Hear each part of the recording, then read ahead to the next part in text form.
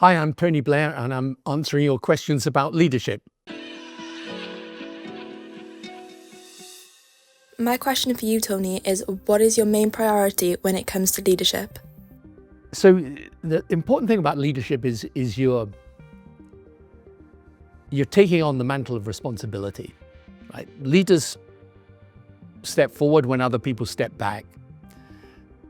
And the essence of leadership is to have a really clear direction. Right? People are inclined to follow if the leader themselves is clear about what they're trying to do.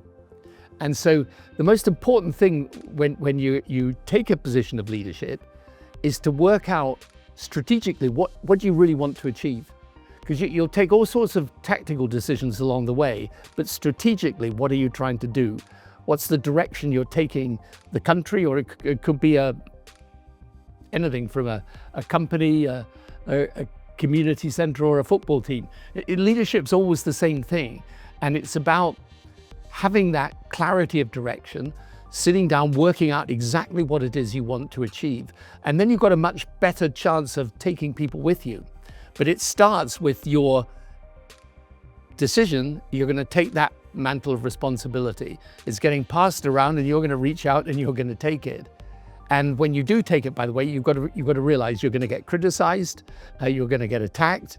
In today's world, particularly the social media world, leadership's a really tough business, and therefore you've got to believe in what you're doing as well. You know, the best leaders do actually have genuine belief about what they're trying to achieve. I'm Chloe Finlay, and I wanted to know what you would do differently if you were Prime Minister now than what you did as Prime Minister when you previously held office. I think, one of the ironies of leadership, as I often say to people, is that when you take on a position of leadership, you often start at your most popular but least capable, and then you end at your most capable but least popular, because you learn a lot along the way, but then leadership takes its toll on you. I think if I was back in government today, I would obviously be there with the benefit of having learnt all those lessons over 10 years of leadership and the work we do as an institute with now almost 50 governments around the world. I think I would do two things in particular, though. Number one, I would put a much greater emphasis on taking the time to get policy right. One of the things about politics is that a bit of politics is all about shaking hands, kissing babies, getting out there with slogans and campaigns and so on. But really, when you get into government, it's deep policy work that really matters. And too often, the politics eclipses the policy. But in the end, the policy should always come first. That's one thing. I think the second thing is I would bring a lot more people in from outside. A lot of the expertise today that you need, particularly in an era of technological change, is found outside government, not in the traditional echelons of the civil service.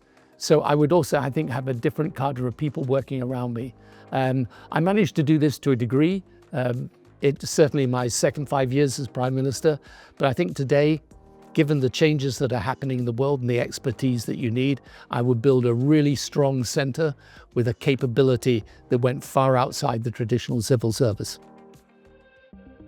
Hi, I'm Tom Large, and my question is, how, when making a decision as a leader, do you toe the line between using your own knowledge and also using other people's knowledge around you and trying to make them feel accounted for? Yeah, by the way, most of the bad decisions that you take as a leader are taken on the basis of inadequate or poor knowledge. So it really matters to go deep into any question so that you really understand what I call the foundational facts about an issue. What are the things that are the essential realities in respect of which your decision is going to be affected? So make sure that you know those realities. And the knowledge that you want is the knowledge, obviously, of the facts of those realities. Some of it will come from people around you. Most of it will come from people who have a deep expertise in the particular area in respect to which the decision is being taken. And your job will obviously be to apply your own knowledge as leader, but your own instinct about where that knowledge leads you. Because it's one thing to understand the facts and the reality, to have knowledge of the situation. It's another thing then to take the right decision on the basis of it.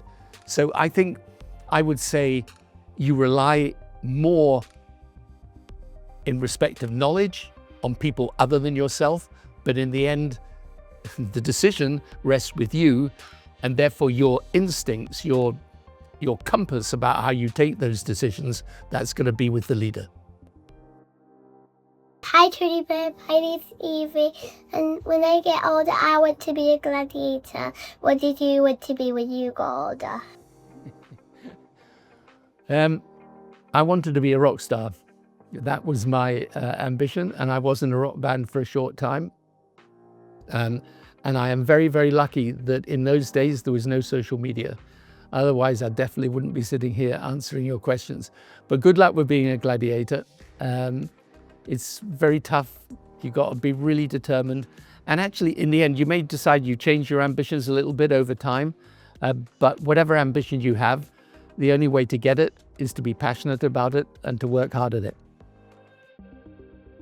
How can leaders go about driving big picture and meaningful policy change in a climate of political short-termism? One of the toughest things about leadership is trying to marry together people's desire for short-term results with a long-term vision.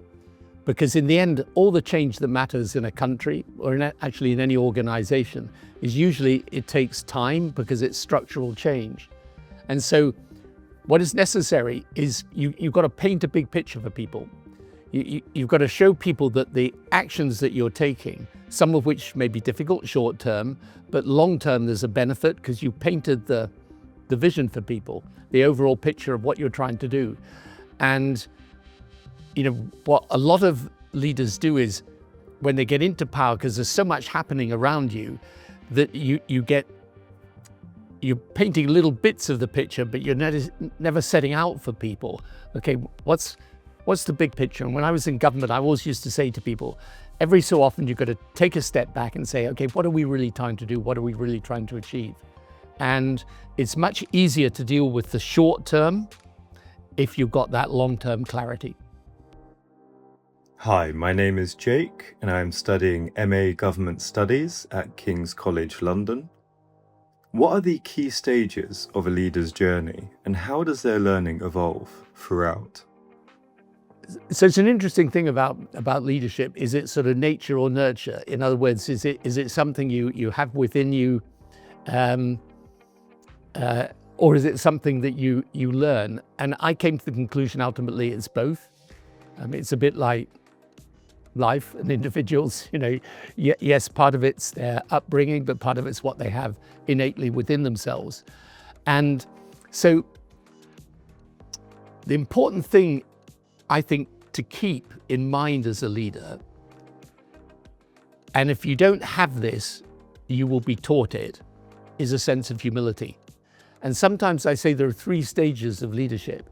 The first stage, particularly if you win power, you've won an election, sometimes you win an election with a huge amount of enthusiasm and hope. And you come in as a leader, and it's completely different. Fighting a campaign, being leader of an opposition, totally different from actually sitting in the seat of power. At first, the first stage, you're often willing to learn because you know nothing. So you're anxious to bring in as much knowledge as you possibly can from wherever you can. That's the first stage of leadership. The second stage is once you get your feet under the table, you're the person driving the show, you're taking the decisions, you're engaged full time. If you're not careful, you end up thinking you know everything. And the third stage is the stage usually taught by bitter experience, when you realize there are things you know and there are things you don't know, and you should retain an essential humility about both. And I always say to people in politics, like the Greeks had it, if you indulge in hubris, nemesis is shortly behind. And that's the thing to avoid. So in those 3 stages of leadership, you often get leaders that get stuck in stage 2. The great thing is to get to stage 3 if you can. Hi, Sir Tony. So My name is Björn and I'm a law student from Sweden. I was wondering, how do countries best emulate the success you had in developing their own delivery units, and what should they look for in creating their own success? So in my second term, learning the lessons of my first term, I created this thing called the delivery unit, which is now replicated in many different parts of the world. And really, it's based on what is the fundamental challenge of governing, and that is getting anything done. You know, people often think you take a decision as the leader, it's the same as implementing the decision, but you learn very quickly it's not. And bureaucracies, whether in UK, Sweden, anywhere in the world, bureaucracies have a genius for inertia. In other words, they absorb the pressure for change and they manage somehow to turn it into nothing. It's just the way they are. They're good at managing a situation, they're just not good at changing a situation. So the tough thing about government is getting anything done. And part of the problem with that is that you need to prioritize, because if you try to do everything, you end up doing nothing, because there's so much you can do. And in a way, everything's a priority. But the delivery unit idea was based on, okay, what are the things that when I stand in front of the public wanting to get re-elected, I really want to be able to say I have done? What are the 4 or 5 absolutely core defining priorities of leadership? And the purpose of the delivery unit was to have a mechanism attached to the leader where, in respect of those core priorities, it was clear what you wanted to achieve, whether you were achieving it, what the problems were and how they got resolved, so that you knew whatever else was happening in government, those priorities would definitely be achieved. And that delivery unit concept that's really about implementation was extremely valuable for us. And it's replicated in many parts of the world, but it only works, one, when the priorities are real priorities and they're measurable. They're not vague things like, reducing poverty. No, they're specific, measurable objectives. And secondly, the leader themselves has got to be intimately involved with that process. The delivery unit's got to report to the leader, and the rest of government's got to know that when the delivery unit speaks to the government, they're speaking to the leader. Hello, I'm Harvey, and my question is, how does a 21st century leader maintain support for their long-term vision if the short-term results are falling short? The political environment today is a really tough one for leaders, because social media is itself a revolutionary phenomenon. It's changed the way politics is conducted, and it's changed the almost the psychological environment in which a leader operates, because it's very harsh, it's continual, it's not very consistent, and it's often not very well informed, but it's very present. So part of what that does is it means that the short-term pressures become much greater on the leader. And anyone who's ever been a leader will always tell you, you need to have the space to put in place the long-term vision if you're ever going to succeed. Because if everything's just done short-term, it never really works out. So the question is, how today do you manage to keep on track despite those short-term pressures? And the one saving grace in this social media age is that I do believe that people, the public, that you need to appeal to, does actually understand that these short-term pressures are often not very well based and not very well informed, and it still looks for leadership. In other words, it looks for people who aren't surfing every passing wave of opinion, but are prepared to be a rock upon which the wave breaks, because they know that in the end, yes, of course, we may want this and we may want that, but leadership is a difficult business. So I always say to people, some things in politics have changed enormously. Social media is one, but some things never change. And one thing that never changes is people's desire ultimately to have leaders who stand for something and stand up for something, rather than leaders who simply follow whatever is any passing element of public opinion. Now, it's tough to keep like that when things are so brutal in the social media environment, but I still think that's the right way to lead and to govern. Why do so many not give AI and tech the attention it needs and still consider it an afterthought? Yeah, it's a great question. And I think it's for two reasons. Partly, I think leaders often find it really hard to understand. I mean, I have been on an immense learning journey around technology in these past few years. And frankly, I've been able to do it because I've not been in government. But the more I've studied it, the more I've come to realize this technology revolution that we're living through is the 21st century equivalent of the 19th century industrial revolution. And that industrial revolution, by the way, changed everything. It changed how we live, how we worked, how we interacted with each other. It changed politics. It's changed literally everything. This revolution will do the same. But for many leaders, they're trying to catch up with it because they come from a generation that hasn't grown up with it. The second reason, I think, is because people get scared about the technology. They get scared about AI. And what I always say to people is, you're not wrong to be worried about AI. It's a general purpose technology, right? So it can be used for good or it can be used for bad. And therefore, when people like me say, this is the focus for government today, how do you harness this revolution? It's not because we believe everything about it is good, but it's because we believe everything about it is important. And therefore, if you don't understand it and try and master it and harness it, then you're missing out on what is, leave aside all the geopolitics, what is really the big thing going on in the world today. And by the way, I think this revolution is going to accelerate, not diminish in power. It's going to get even bigger, and you're going to have things like robotics that are going to develop in the next few years in the most unbelievable way, right? So it's, you're right. A lot of leaders find it very difficult to come to terms with this, but they absolutely have to. It's the single most important thing for any leader today, other than the normal run of events in geopolitics. Hi Tony, Saban here. My question is, which leader have you looked up to throughout the different stages of your life, whether that was before your time in government, during your tenure, or even after leaving office? Has there been one individual you've consistently admired over the years?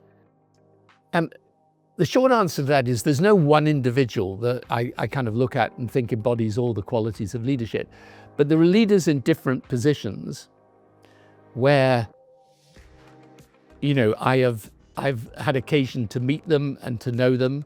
And they fit into two categories. There's the sort of iconic leaders like Mandela, who were remarkable people, but they were icons, and they were people that brought about a new era for their country.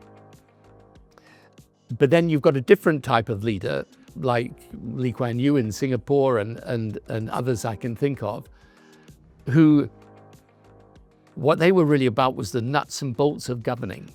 And I think as I have, not just in government, but then afterwards with the work that I do with the Institute now, and we've got roughly 1,000 people working for us, working in many different countries all over the world with governments.